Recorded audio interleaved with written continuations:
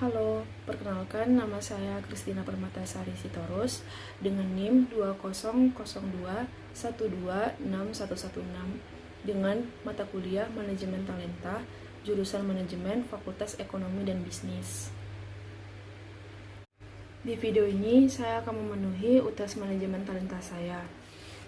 Menurut saya, talent mapping adalah pemetaan bakat yang membantu dalam perbaikan, peningkatan, dan pengembangan bakat atau keahlian selanjutnya, dan termasuk menentukan posisi yang tepat dalam perusahaan jika dilakukan saat proses rekrutmen. Isi analisa potensi karir saya yaitu yang pertama, jenis karir atau profesi saya di masa depan, yaitu sebagai pengusaha. Selanjutnya, kekuatan dan kelemahan dari diri saya. Kekuatan dari diri saya yaitu senang belajar dengan hal-hal yang baru, penuh semangat, tekun, dan ceria. Kelemahan dari diri saya yaitu terkadang kurang sabar dan terkadang kurang teliti. Selanjutnya, peluang dan tantangan yang akan saya hadapi dari jenis potensi karir yang saya pilih. Kehilangan waktu untuk bersenang-senang dihantui rasa takut dan cepat merasa puas. Selanjutnya, rencana strategis yang akan saya lakukan dalam mengoptimalkan terwujudnya potensi karir saya, yaitu yang pertama, menentukan visi dan misi sedari awal, yang kedua, memahami kelebihan dan kekurangan, dan yang ketiga, meningkatkan keterampilan. Manajemen talenta adalah metode menarik yang sistematis, pengidentifikasian, pengembangan, dan penempatan individu-individu dengan potensi tinggi yang bernilai bagi suatu organisasi. Selanjutnya, ada tujuan manajemen talenta. Yang pertama, memperoleh dan mengembangkan sumber daya manusia unggulan di tengah persaingan bisnis, juga persaingan industri yang ketat. Yang kedua, menyiapkan dan menyediakan calon pengganti posisi eksekutif tanpa harus mengeluarkan hiring cost. Yang ketiga, mempertahankan karyawan high potensial dan high performer dengan engagement juga pengembangan karir. Yang keempat, memastikan adanya peluang-peluang bagi karyawan yang paling bertalenta untuk dapat meningkat dengan cepat dari tingkat bawah perusahaan menuju tingkat atas. Yang kelima, menyusun proses asesmen untuk karyawan berpotensi. Dan yang keenam, membangun rasa memiliki perlunya karyawan bertalenta baik, membuka peluang yang tidak terbatas bagi karyawan yang istimewa, dan mengembangkan karyawan untuk kepentingan perusahaan. Selanjutnya, tahapan dari proses manajemen talenta yang pertama, menetapkan kriteria talenta. Langkah ini memperjelas posisi kunci, posisi paling penting, atau posisi yang memiliki risiko tertinggi sebagai sasaran dari program pengembangan dalam program talent management. Yang kedua, menyeleksi kelompok yang dikategorikan sebagai talent. Nah, pada tahap ini dilakukan segala macam usaha untuk mengumpulkan kandidat-kandidat dari berbagai posisi, jabatan, dan level pegawai di perusahaan untuk menjadi target program talent management. Proses ini terdiri dari dua unsur, yaitu identifikasi dan menarik talenta. Selanjutnya, membuat program percepatan pengembangan talenta.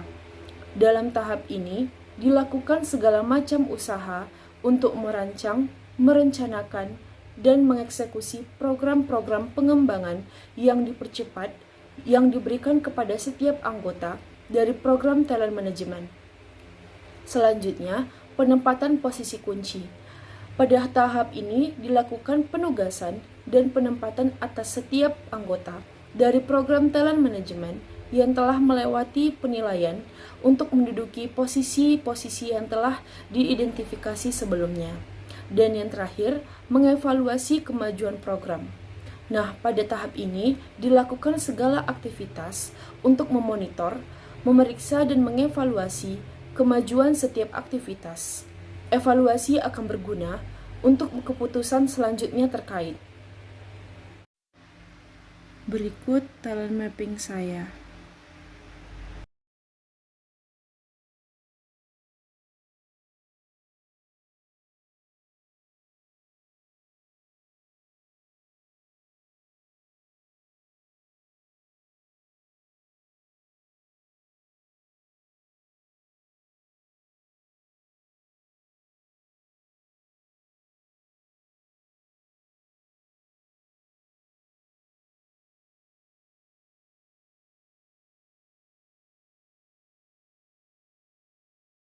Saya pernah mengikuti tes minat bakat Pak Budi. Dari tes minat bakat yang saya ikuti, saya merupakan sang konsul atau ESFJ. Pribadi ESFJ umumnya dikenal sebagai orang yang ramah, berhati lembut dan suka berteman. Berhati lembut yaitu sosok yang sangat peduli dengan perasaan orang lain, sehingga ia selalu berusaha agar ucapan dan tindakan tidak menyinggung atau menyakiti perasaan orang di sekitarnya. Yang kedua, suka menolong, yaitu sosok yang sangat peduli akan kesejahteraan orang-orang di sekitarnya. Yang ketiga, dapat diandalkan, sosok yang selalu berusaha sebaik mungkin untuk memenuhi setiap kewajiban dan menyelesaikan semua tanggung jawab yang diberikan kepadanya. Yang keempat, suka menghabiskan waktu bersama orang lain, sosok yang sangat hangat, setia, perhatian, dan berhati lembut, membuat pribadi ESFJ sangat disukai dan mudah diterima oleh orang-orang di lingkungan sekitarnya. Adapun kelebihan dari ESFJ yaitu baik hati, setia, ramah, teliti, terorganisir, dapat diandalkan, dan suka membantu orang lain. Adapun kekurangan dari ESFJ yaitu kaku, suka diapresiasi, dan suka mengatur. Nah, karir yang cocok yaitu dokter, perawat, guru, pekerja sosial, sekretaris, resepsionis, dan manajer, perencana keuangan, pekerjaan yang berkaitan dengan anak-anak, konselor, dan administratif.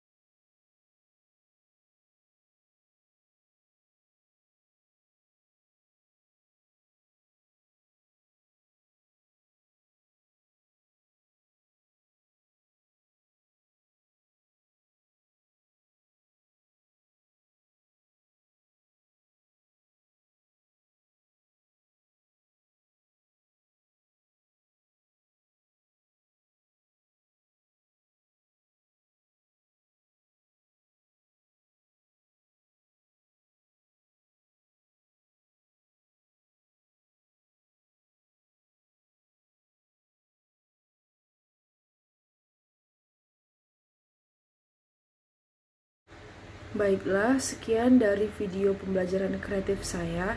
Terima kasih.